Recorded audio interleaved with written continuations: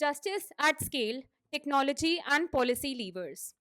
We explore gaps in the justice system, its layers, bottlenecks, and magnitude, before examining how technology and policy can work together to address it. Drawing on concrete examples from Project ALT and other frontline organizations, speakers will share where tech has meaningfully reduced friction, where it falls short, and what it takes to translate innovation into system level change.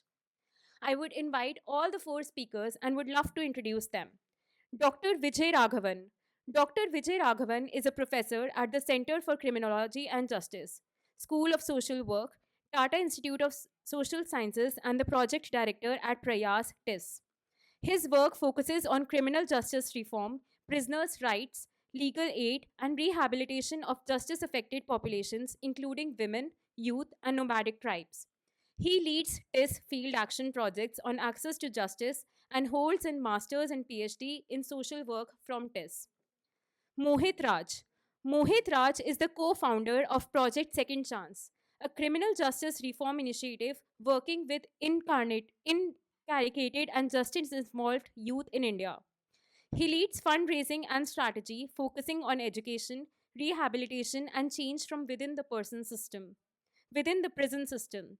He also co-founded the Turn Your Concern into Action Foundation and holds degree from Mahatma Jyoti Phule Rohilkand University and the APJ School of Management. Siddhant Khurana. Siddhant Khurana is the lead at Aditya Birla Foundation. He is a development management professional focused on reducing mental health inequities in India.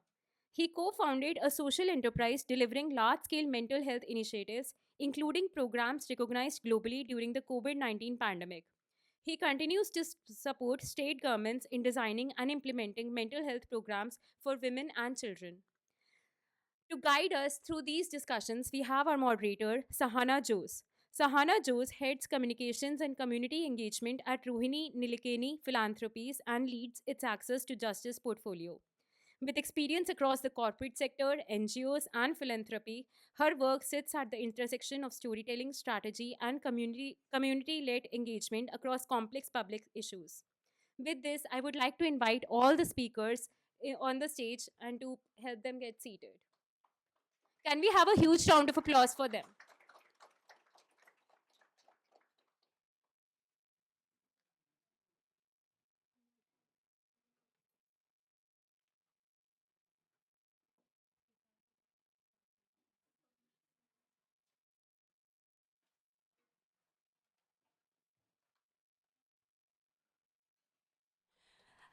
Okay, I can see a lot of familiar faces. So first, before we get into this conversation, I would like to understand how many of you work in the justice space here? Is that majority of the room? Okay, there are people to whom justice is new. Okay. All right, thank you very much, all of you, for joining us this evening. And thank you to Shubham and his team at Change Engine for hosting this important discussion. Oftentimes, I think in conferences and summits and report launches like this, the conversations are often around education or healthcare and livelihood and skills. And that's what kind of gets the excitement going. Very rarely do we see conversations when it comes to innovations in court or new interventions with the justice system. We've heard as funders in this space that justice is very abstract, it's political, it's adversarial, and our intent today really is to kind of break it down, and I'm really glad we have three eminent people who are working in this space for a while, who will help us look at justice as a foundational element to social development. Not a separate vertical, but something that's integral to every societal aspects and advances required. And also to set some context, there's evidence that shows that enabling access to justice has positive disproportionate impact on the country's economic development and on individuals' quality and standard of living. If we didn't have sound laws, we wouldn't be able to enforce property laws, we wouldn't be able to get a divorce when needed, or endorse adherence, say, to environmental standards, like one of our partners, iPro Bono, is doing right now in Bangalore. There is a petition for better air quality. So for our basic rights wouldn't have happened without justice. So Let's get started with this panel. I'm really excited to talk to Professor Raghavan, Mohit, both of who are NGO partners of Rohini Nilekani Philanthropies, and with Siddhant, whose organization is an important funder in this space. Rohini Nilekani Philanthropies has been funding access to justice for the last decade. We have 40 NGO partners in this space, so I'll also bring in my learnings into this. So let me start with Professor Raghavan. So what would you think, how would you define justice? What would it mean for people in the room who have not experienced it in any form?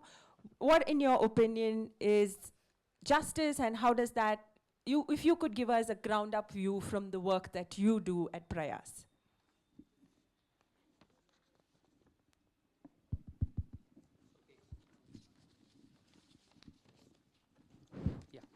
So thanks, Sahana, and I prefer if you just call me Vijay, because all the others have the privilege of being called by their first names, and so why not me? Yeah. So first of all, I think this is one word which has so many multiple meanings, depending on where you stand. You know, if you're a victim, or you're an alleged offender or an offender, or you're just somebody who is a citizen of the country, at some point or the other, you are, having an intersection with the idea of justice. And unfortunately, we have conflated justice with just legal aid, whereas I think it's a much larger concept. All the things that you talked about just now, access to education, livelihood, healthcare, etc., is all part of the justice system that we should have as part of the overall ecosystem. So according to me, what I would say is important from a justice point of view is a system which ensures that your life chances improve as a citizen of the country. Is there any structural barrier which limits your opportunities in life? And if there are such structural barriers, then it's something that needs to be worked on. And that is, according to me, is what we call as access to justice. From the space from where I come, I largely work with custodial populations. And this includes prisoners, it includes women in shelter homes and children's institutions. And in all these spaces, you have to first look at how did this person, first of all, land up here? And when you start tracing that journey, you see that there has been an issue of not having access to justice, because of which they have first of all landed up here. And here I mean in terms of the opportunities that one should all have, whether it is access to healthcare, access to education, access to employment, etc. And so that journey is where a person may end up in institutions. The very fact that somebody has ended up in an institution is a direct indicator of the fact that that person's support systems are weak. Because if you look at who are the people who end up in public systems, so for example, who are the people who end up in public hospitals as opposed to private hospitals? Who are the people who end up in public schools, not the public schools that we associate with, but truly public schools as opposed to private schools? Everywhere you'll find that there is an income inequality issue that is coming in. Now, similarly, when I get embroiled in a dispute, what are the chances that that dispute will get taken care of through my own resources, or will it force me to end up in a system? So just to give you an example, if I am a child who has a problem of, let's say, deviance, and I come from a well-to-do family, what are the chances that if something happens to me, I will end up in an observation home? And what are the chances that there will be non-legal and non-formal ways to deal with that? And you will see that in most cases, unless it's a very horrific case, like in the Pune Porsche case, where there is in fact an over-criminalization of that child because the media has picked it up as an issue, most of the times it will get dealt with in a different way, as opposed to a child who is committing the same offense but coming from a lower socioeconomic background. That child is more likely to end up in prison, in an observation home. Now, similarly, when you look at prison as an institution, if you look at the population in the prisons, as per our prison statistics data, about 85% come from marginalized sections. So why, you have to ask that question, why is it that 85% are from that? Either poor people or people from margins commit more offenses, or is it because their life chances were poor, so they ended up in this institution, or there is a bias in the system to pick them up more than somebody else? So that is where I'm coming from, that if your life chances are getting affected because of structural barriers, then that is where you can say that, I haven't got justice. And this applies to anybody who is coming in contact with the justice system. You could be a victim, you could be an offender, you could be an alleged offender, you could be a family of a victim, you could be a family of a offender. All of them are getting affected by this system. So I'll stop here. Yeah. No, it's from our learnings at our philanthropy, we've realized that justice is beyond courts.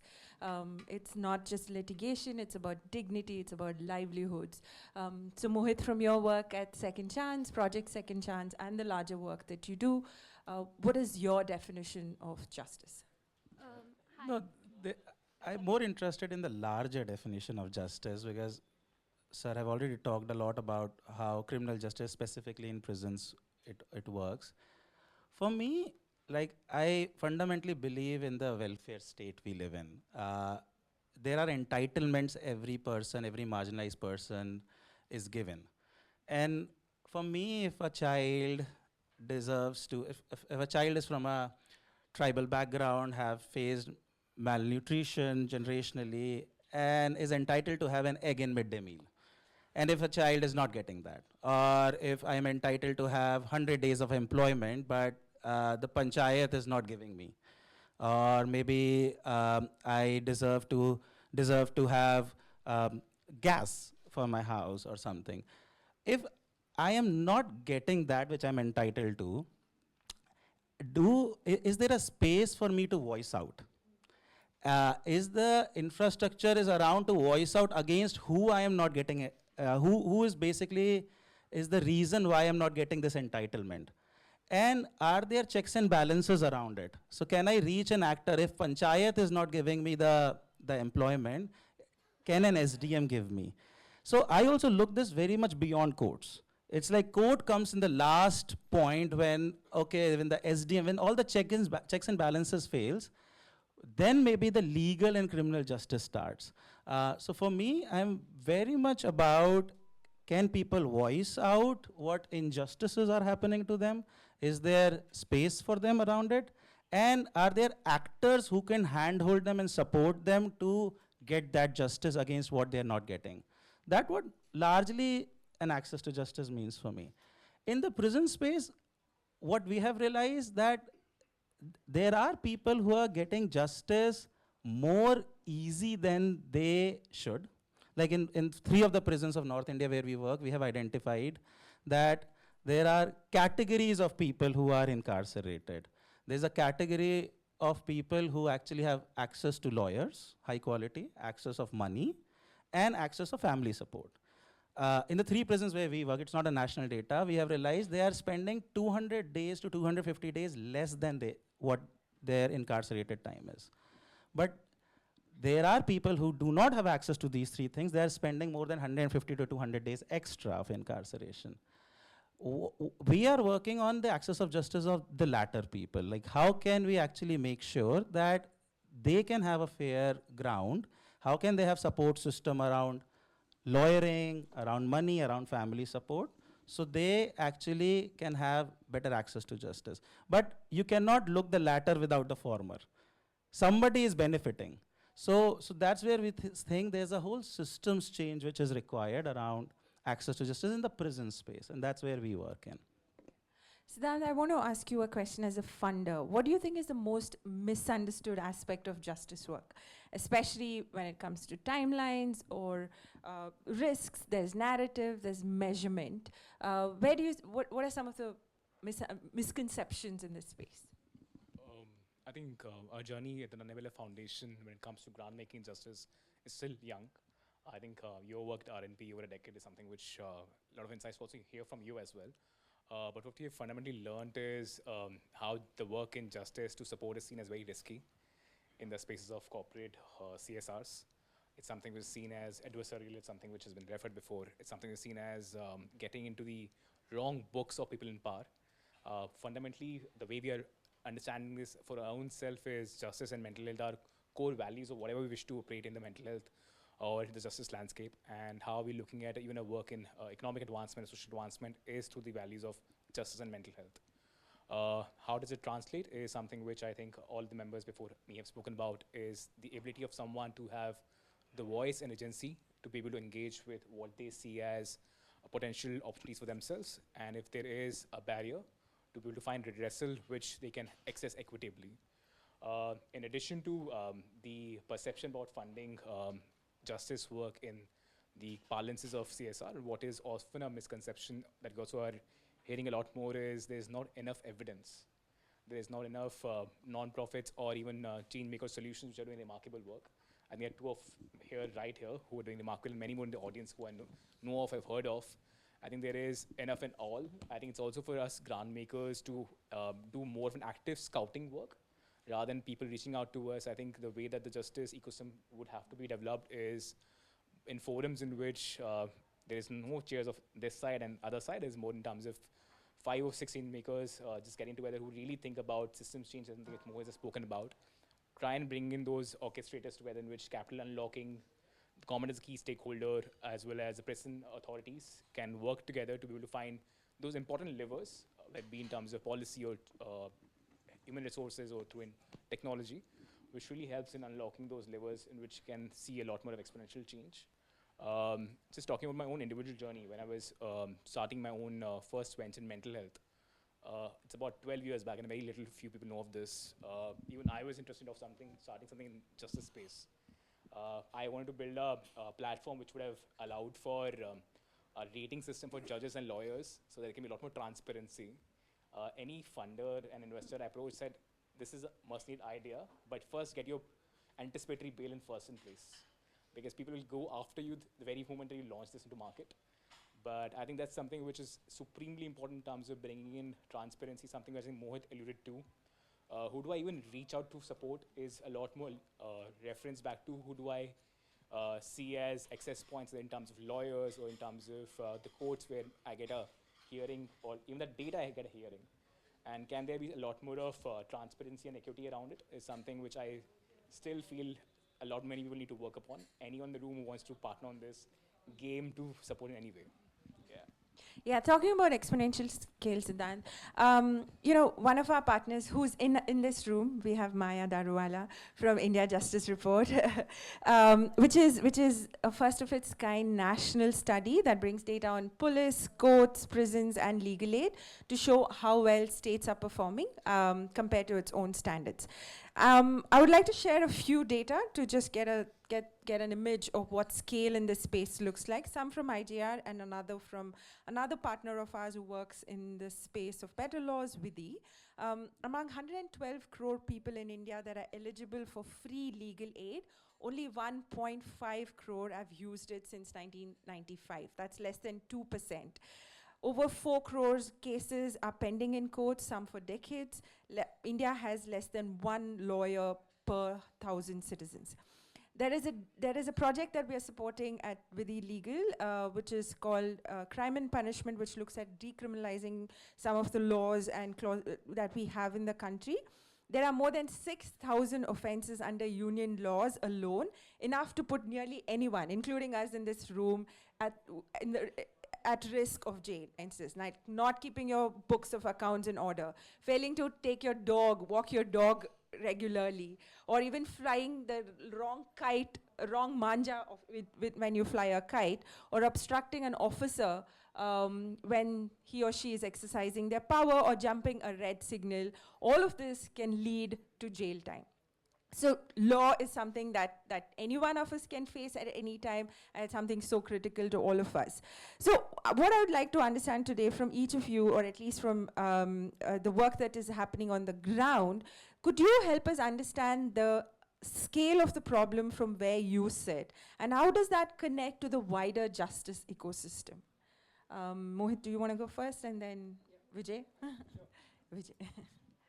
Yeah.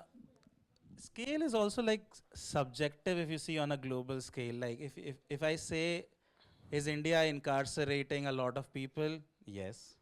But if you say if India is incarcerating as many people as US, no. Like US is incarcerating 650 people on 100,000 population.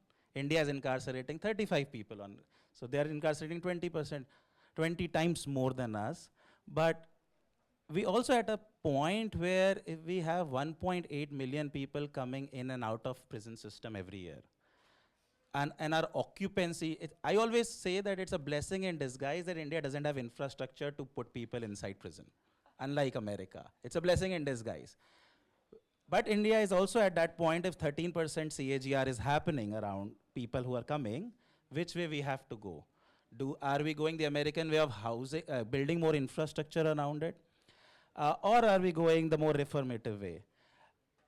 If you see the numbers at a scale, in India it doesn't look like, oh, we incarcerate that much. But if you see, when you go in the nuanced way, we have the similar problems. We have minorities, we have Dalits, we have people who are from tribes who are actually coming to prison. Why this pipeline is so strong, why 3 out of 4 people are coming from these communities. So the scale also need to be looked in nuance. So for us, at Project Second Chance, a lot is about finding those people who are coming to prisons because of their inherited identity.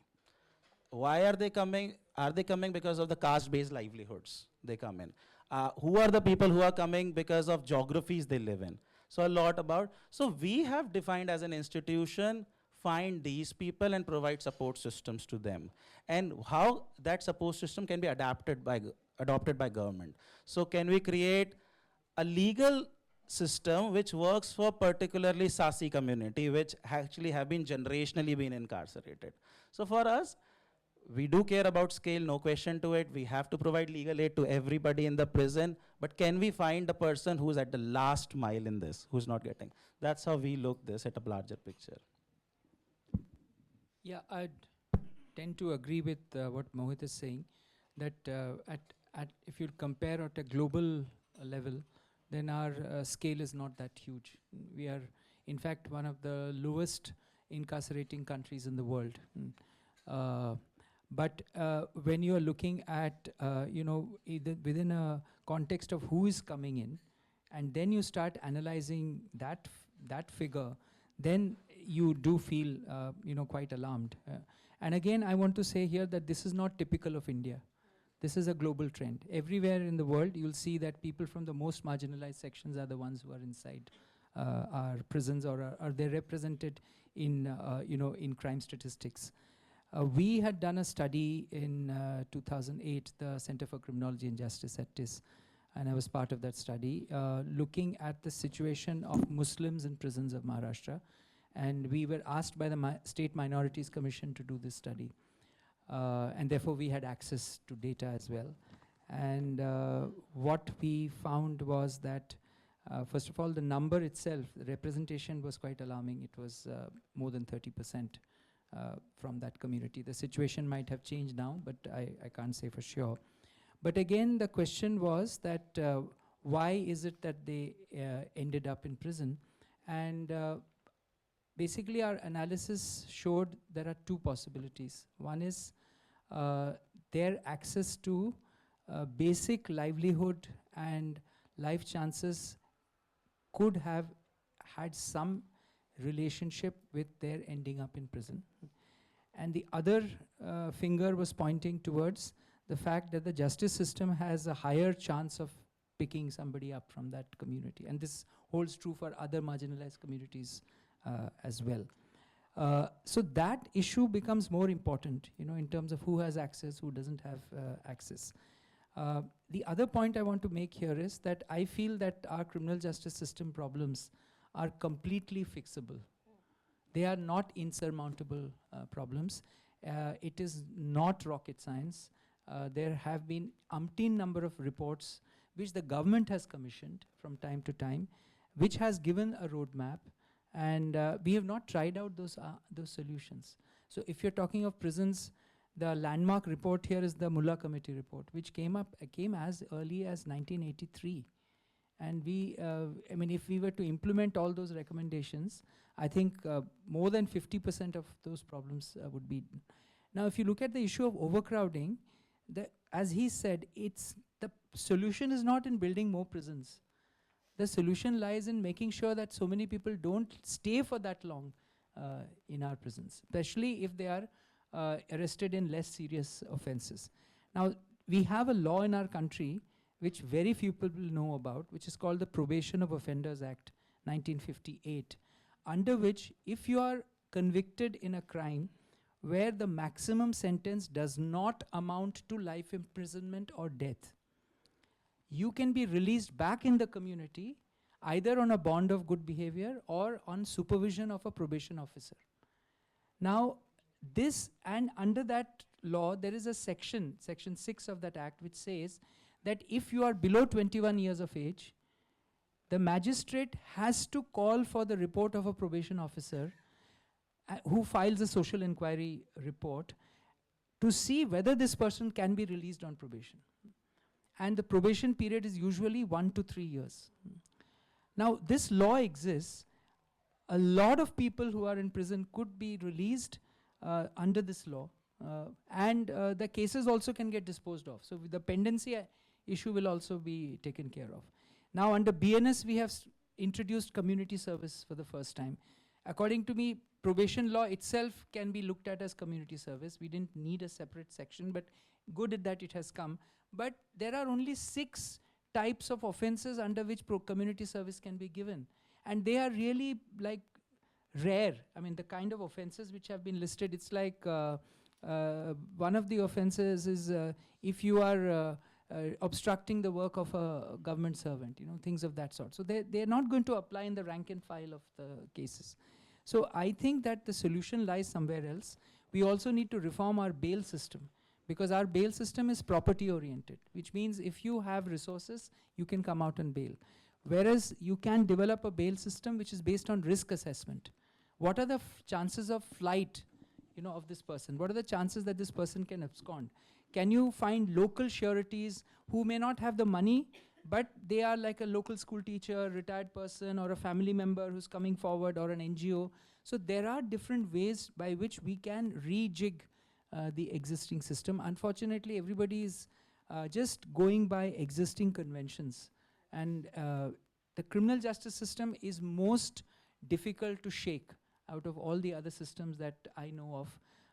All systems are difficult to shake, but this one is more, because there's so much of hierarchy and there's so much of rule-bound way of working. That is where the problem lies. I agree. And that is some of the experiences we have at RNP as well, that we need to look at this as not a linear pathway, but look at interventions, whether at restoration, rehabilitation, evidence and reform in this space, alternative mechanisms of justice, and that the way we fund, the way we question, and the way we look at the problem needs to be changed. Now, given the complexity of these challenges, and when people come to you, say, Siddhant, for funding, how do you view scale? Because scale is not in the typical numeracy, literacy sort of a challenge. It is not one solution could work for all. Systems work differently. What do you say are some of the projects maybe that has gone truly beyond a pilot, or is there a different view to scale when it comes to justice? Right. I'll sort of talk more fundamentally about the way we look at scale at ABF wholly, in which we let our partners define what scale means for them. I think as grant makers, we fundamentally believe... You'll have to hold the mic a bit closer, please. As our partners to the non-profits, we fundamentally believe grantees know the best. We let them tell us, inform us, guide us, or what should scale even look like. If it's scale up, scale out, scale deep, whichever model. What we fundamentally look for is a core insight. What is the unique insight that the partner org has been able to arrive at? What has the journey been to be able to reach that insight? and the change that they're anticipating to happen, does the incentive lie, and who are they incentivizing, and how are they ensuring that the barriers or the headwinds they're able to preempt and work with the stakeholders involved who are key influencers, so as to be able to navigate those tough times when they come their way. I think I can share an example from the state of Punjab where we're working. We're working straight away with the government of Punjab, and members have mentioned about rehabilitation and they talk about reform. Knowing the substance abuse problem is so big in the state of Punjab, there are provisions in the NDPS Act which allow for a measure in which people do not have to be incarcerated and they can be sent to a rehab and recovery home to be able to receive treatment. I think that's a lens in which we have been able to work with the state government to look at not just a punitive effect in which they are sending more young people who are often coming in for crimes which involve drugs, either as users or as peddlers or as petty crimes, but are looking at these provisions which already exist under NDPS Act to be able to give them the benefit of restoration and rehabilitation and recovery, to get the right treatment, have more support systems which also unlock livelihood opportunities for them, also equips them in the life skills and employability skills, which enables them to have a lot more opportunity to have a more meaningful life. And through this example, what we are also learning is in terms of there is inherent drive in a lot more of administrators today to look at this problem from a multidimensional approach. They are no longer looking in from a space of just what does a rule book say and what does has to be done as an algorithm way of doing things. They're also looking at people inside prison systems and inside prisons as people who have been both susceptible because of their circumstances and because of their own vulnerabilities. And I think it's also good for all of us to be able to identify and cross-widely share these kind of administrators who can actually be the key lever points. I think it's a lot more localized to who Vijay knows, who Mohit knows. If you can also just democratize this knowledge, that these are the right kind of bureaucrats. If it requires, say, an RNP or an ABF to even support those bureaucrats to become, I think, great spokesperson for the system needs to be done. So I understand that it's contextual and the complexity of it. Because we're talking about scale here, Mohit, what do you think? Do you think standardization of some sort is viable in the space of justice? Given that our work, we have seen, say, some of the work that, say, Agami does with online dispute resolution or e-courts has the potential to scale. Whereas a lot of the community work that happens is extremely contextual to it's case by case. So, and justice work is so deeply human as well. So what are the risks of standardizations? Can dignity in some form, standardized or templatized? What can be scaled and what must not be scaled? There are things which can be standardized, and there are definitely things we should not standardize. Like that should be the non-negotiable of any institution. We are a firm believer, find something which is a process, which is something which you can actually, if you actually standardize that, the impact can be exponential. So for example, we understood in some of the North Indian prisons where we work, if you get a marginalized family access to charge sheet in the first 100 days, and if you get them access to a strategic support on applying bail in the first 150 days, you can actually just these two access of document and the strategic support, those counseling, can get 200 less days of an average person's incarceration. Now this is something, an insight which came after doing 2,000 cases, caseworks, which we actually thought, okay, now we are in a position we can just scale this. Let's get people access to these two things. We can scale it. Can we build systems around it to scale it? But going to that 2,000 cases, the lived experience of people who are building it, people who have been to prison, who understand. Let's not try to put them in a template and try to like, oh, all solutions can be built like this way. So for us, it matters a lot. The innovation part of, and there's a lot of innovation you need while you're designing solutions. How can that not be touched around standardization and scale? So first few years, and Project Second Chance is more like an incubator, working as an incubator of different ideas which can solve prison problems. first few years of building any model and any idea, we don't talk about scale, we don't talk about standardization. But once we know that, okay, this is the way to go forward, now can we go to 200 prisons around this model, then we know how to do it. So we go to the processes side, but not the innovation side. Can I just add? Yeah, sorry. If you're talking of standardization from our work and our experience, the one solution which I think can be standardized very easily is the introduction of social workers in our prison system. And our work in Maharashtra prisons and to some extent Gujarat has shown that over last 35 years, we have been able to reach out to more than 75,000 people.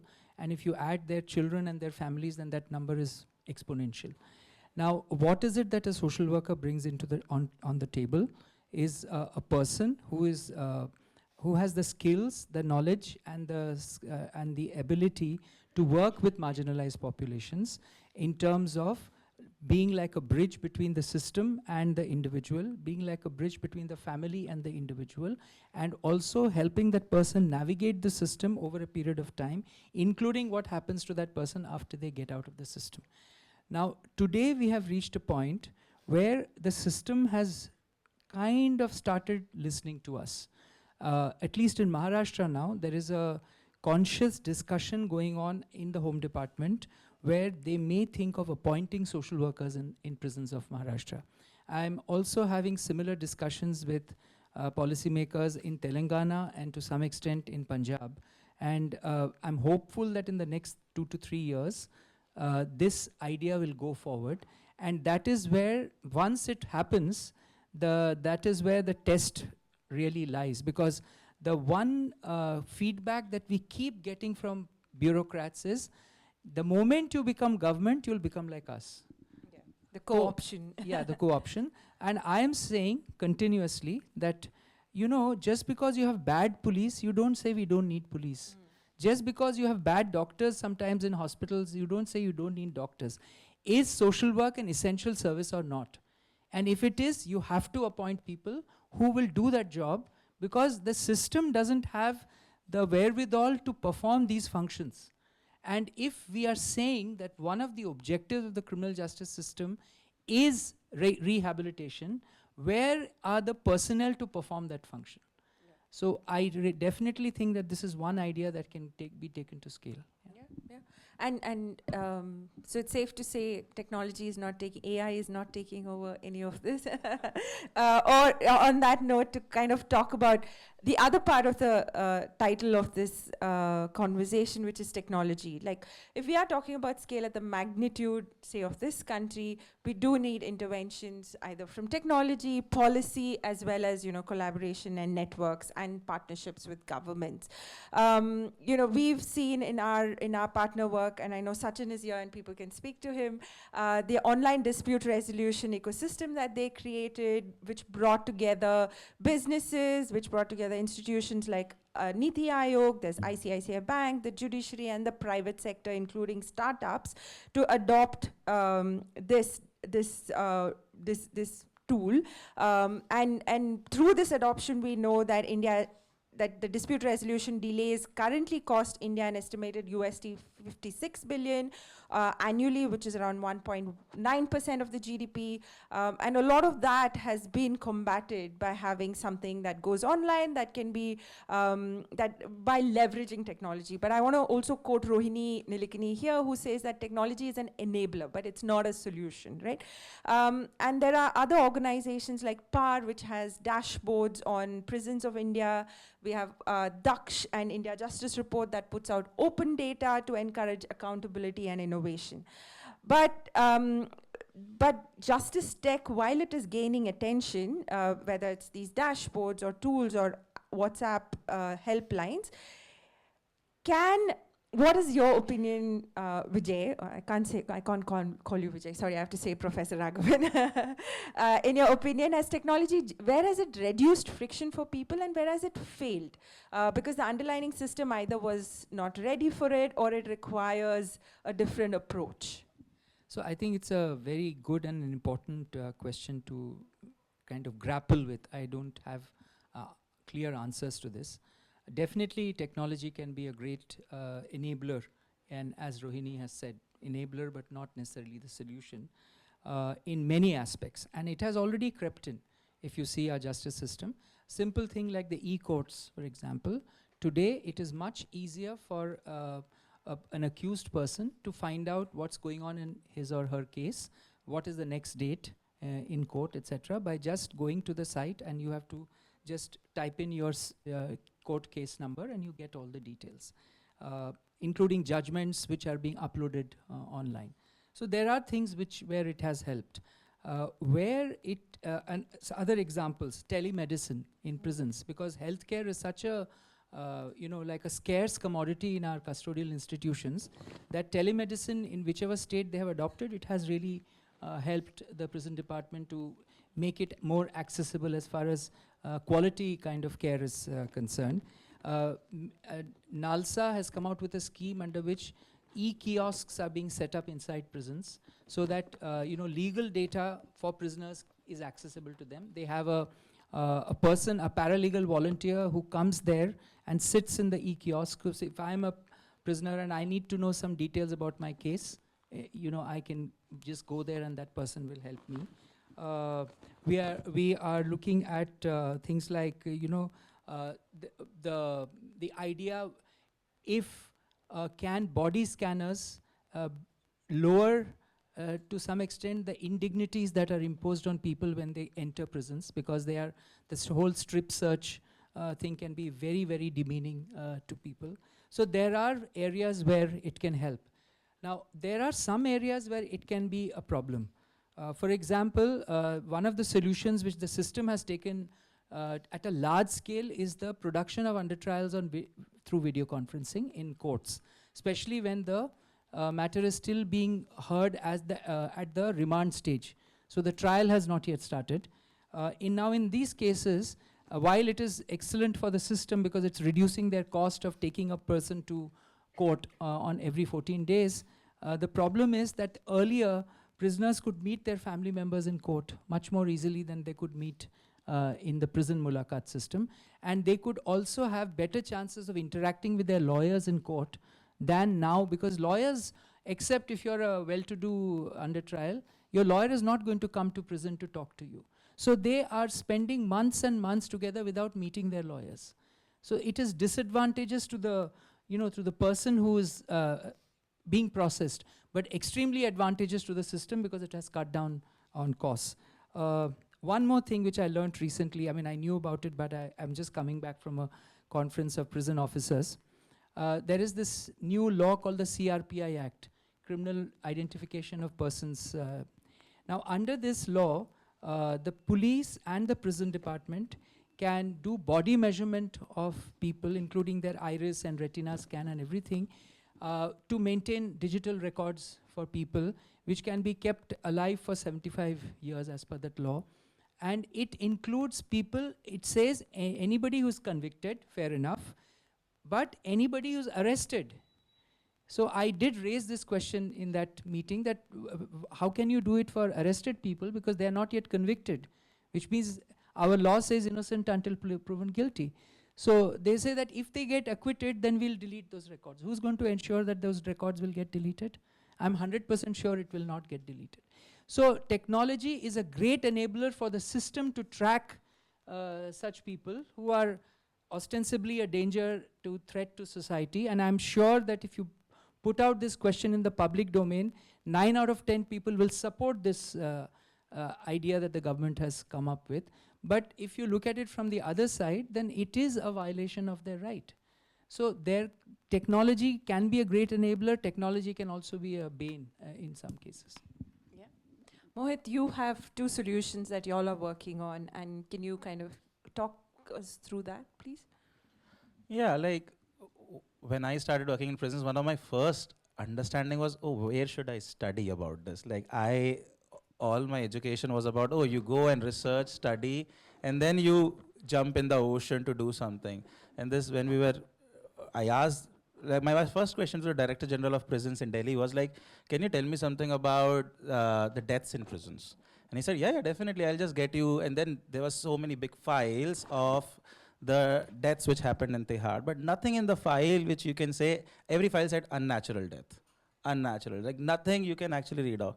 So, and then one of my realization was the information and knowledge around prisons is extremely scattered. Over the years, one of the work which we have done is called India Prison Portal.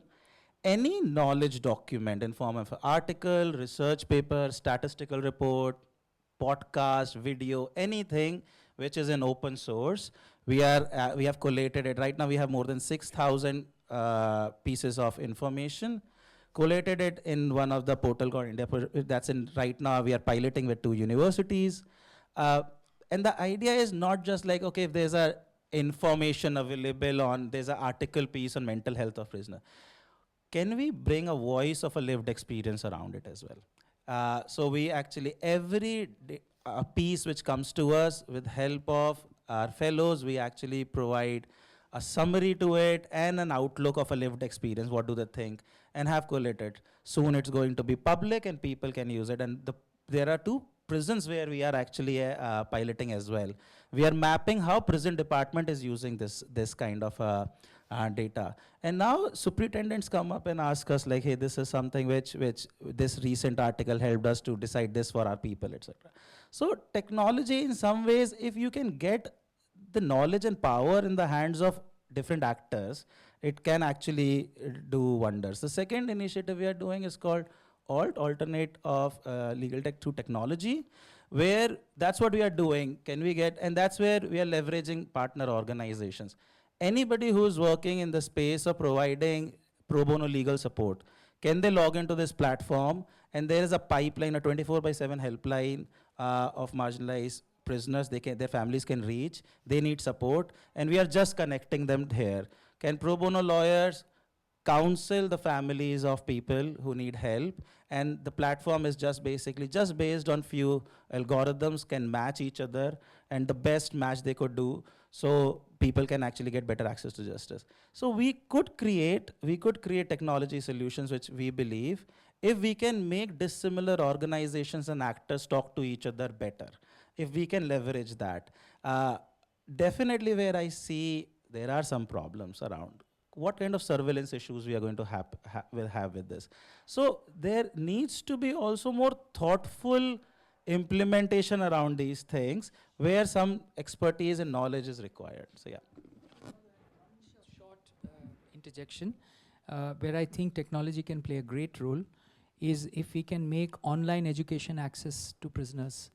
Where we're all talking of online classes, online education, online courses, but it can be made available to prisoners, and they can educate themselves much more than what right now the access they have is of open universities, but they don't have online classes. So that's one way by which it can be done. So Siddhant, what do you think is, given the kind of solutioning that you're hearing, some of it is experiments, some of it has worked, how do you think the funding community can enable innovation either through technology, through policy interventions? What's the role of the funding community in India to spawn more of these solutioning in this space? I think I'll see it in terms of also the role for philanthropy and grant makers like us to be the risk capital. There is need to do a lot more of experiments. There is need to back the experiments to show outcomes and to be able to take to the right stages and to the right stakeholders. And that's the role that I see both for us and others like us to play of experimentative capital. And once the experimentation has shown some level of maturity, to do it in the catalyst capital.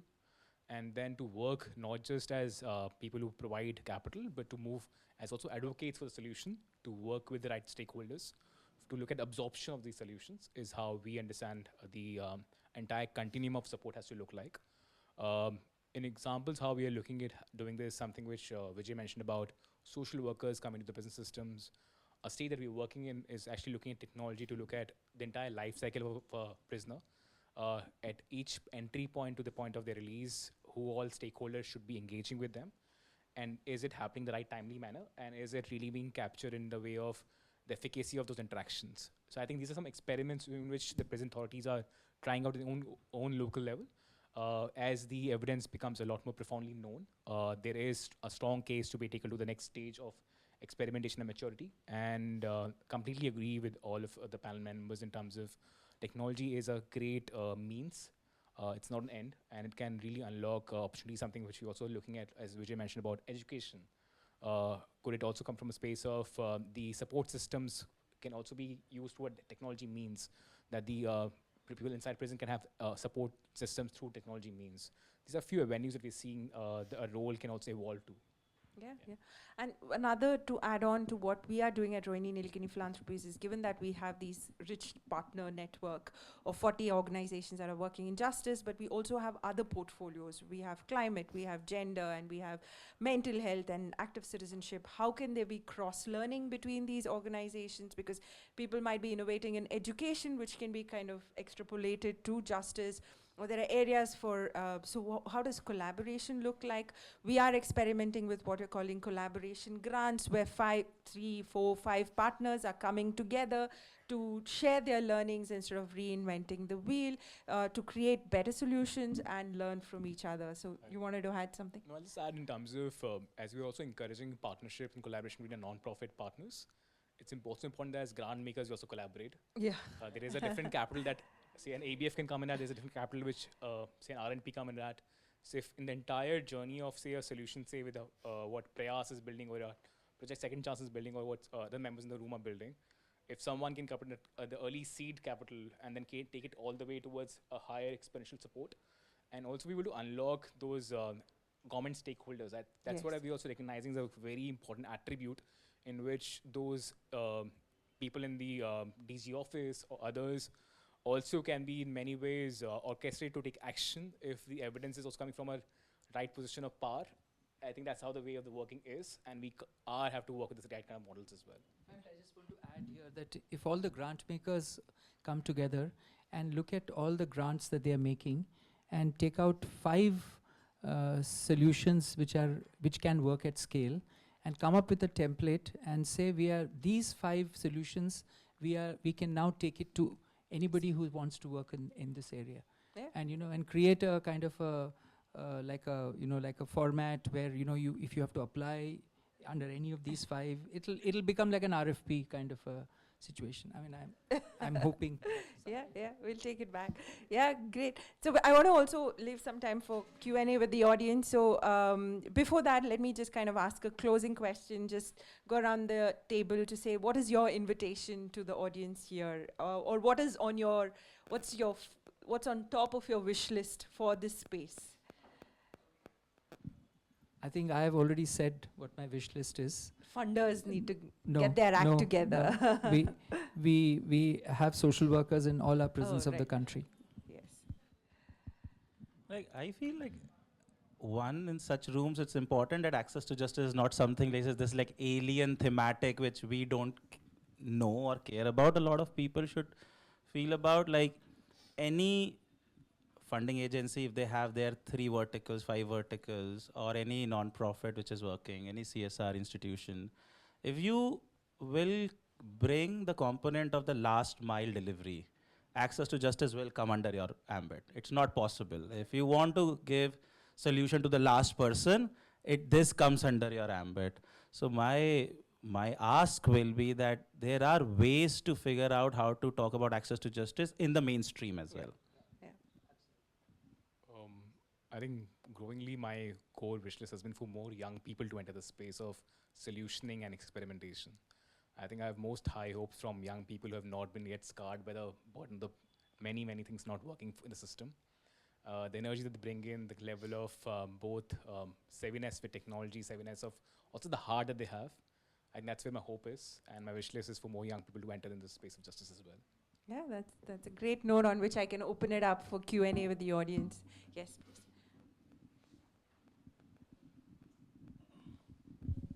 So my name is Arjun. I run School for the Heart. And in fact, Siddhant and I were chatting. But just to come to the point, Siddhant mentioned stakeholder interaction. Mohit, you mentioned pro bono lawyers and the communication at different levels. You mentioned social workers. So there are so many people who will interact with the prisoner. What I do as an educator is have a social emotional learning component. It's like a boot camp for people who learn how to become more empathetic listeners, they have more courage to face situations in prisons, etc., or they have been trained to be more compassionate. They have a certain level of character training which goes in, and they have a very visionary mindset, because to enter a prison and to help prisoners is obviously something very visionary. So is there a way to standardize and have a level 0 mindset training for different stakeholders who interact? So that's something I can offer.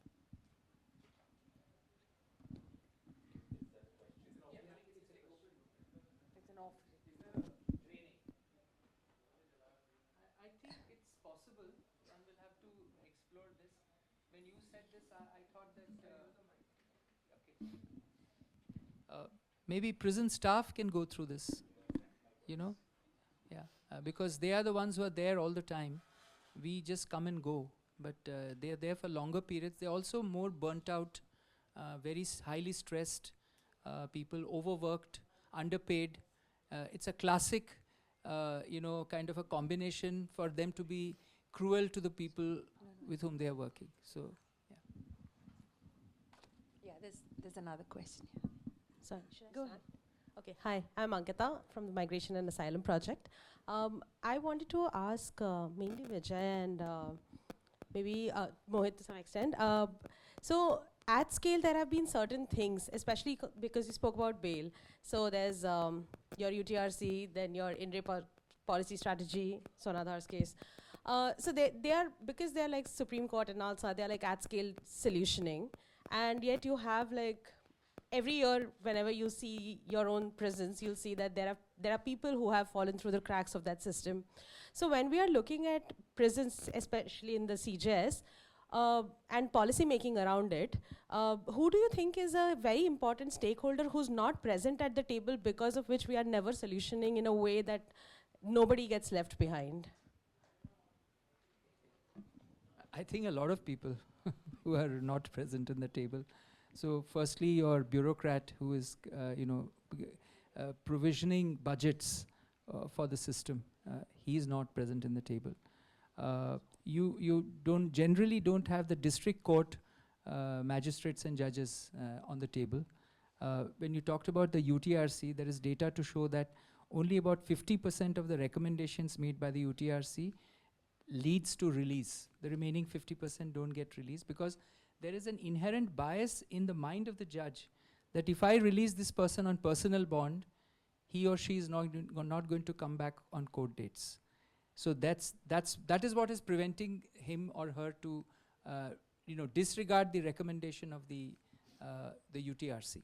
So there are many people, and I would also say the biggest stakeholder who is very difficult to get on board is the Aam Janta, because the narrative is so anti criminals, so-called, and the media which is feeding into that creating of that narrative, that I think for any politician to allocate resources for the things that we are talking about, it's not easy for even that person to do that. Tomorrow, if we are to create, we are constantly hearing about things like, aapko kya 5-star banana hai prison ko, So that whole logic is something that really needs to be looked at. So it's a very difficult option. I can add, I also feel like definitely the person who lived the problem is also not in those rooms. Like we both were part of this UTRC recommendation thing, and people were discussing, what if the person have money but doesn't have anybody to put the guarantee on? Everybody in the room is discussing, maybe a panchayat person they could organize, maybe somebody they could organize. But nobody in the room who actually organizes in such situations was there to tell, no, it doesn't work. So sometimes that. I also feel what other issue is not usually in the room, which nobody addresses, ever touches, the prison corruption economy. Prison thrives in keeping people inside. No committee, nothing we ever discuss in that room. Like, listen, how that thing also need to be addressed. So yeah. I think we have time only for one question. Yeah, go ahead. Yeah, hi. My name is Girish, and I run a Click Forum. It's a care leaver run platform, and I'm also care leaver, the children who move out from childcare institutions. So I also I start working with the observation home in the 4 districts, Jaipur, Udaipur and Kota. So I found कि वहाँ के जो बच्चे निकलते हैं after the bail pen, they also attempt crime as well. तो वापस वो crime attempt करते हैं कई बार. तो हम observation के जो बच्चे हैं उनको crime वापस criminal model में ना आके वो पहले इनको कैसे हम रोक सकते हैं, क्योंकि we just started working. So yeah, thank you. No problem ये है कि जो सपोर्ट सिस्टम्स चाहिए एक बच्चा जो ऑब्जर्वेशन होम में लैंड अप करता है और वो निकलने के बाद उसके लिए जो सपोर्ट सिस्टम्स चाहिए, जो फॉलोअप मैकेनिज्म चाहिए, जो एक आर्किटेक्चर चाहिए कि वो कहीं जाके हेल्प ले सके, वो सिस्टम ही एग्जिस्ट नहीं करता. सो इसके लिए जो लार्जली स्पीकिंग आप जो लोग क्रिमिनल जस्टिस सिस्टम में एंड अप कर रहे हैं, आप उनको 2 ग्रुप्स में बांट सकते हैं, people with family support and people without family support. जो without family support है वो definitely vulnerable है कि system में फिर से अंदर आने के लिए.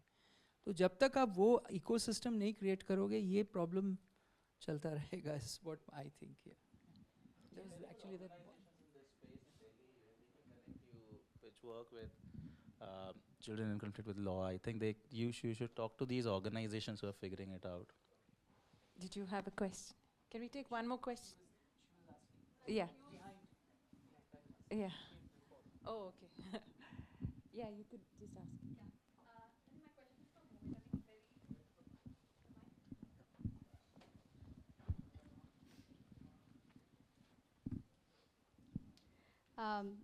Mohit, what you said completely resonated, which is more conversation needs to happen with the Aam Janta and the civil society on access to justice. It cannot be seen as a niche, right? That we have.